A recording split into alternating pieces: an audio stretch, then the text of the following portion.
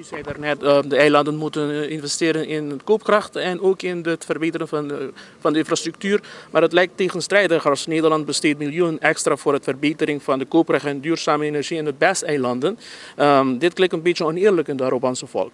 Het lijkt alsof Nederland de andere eilanden, de Kaaseilanden, probeert te straffen. Nou, dat proberen we zeker niet, want we zijn onderdeel van hetzelfde koninkrijk. En de zorgen die er zijn op alle eilanden, die snappen wij heel goed. We weten wel dat de manier waarop we samenwerken natuurlijk anders is. De BES-eilanden zijn onderdeel van Nederland en daarvoor gelden natuurlijk dezelfde dingen die we in Nederland ook afspreken. Dus als we in Nederland een koopkrachtpakket afspreken, dan geldt dat ook op de BES-eilanden. De landen zelf hebben natuurlijk hun eigen begroting en hun eigen economie.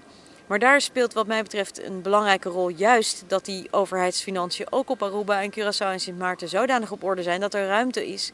En niet alleen maar vandaag, maar ook morgen en overmorgen om te blijven besteden in dingen die mensen heel erg belangrijk vinden.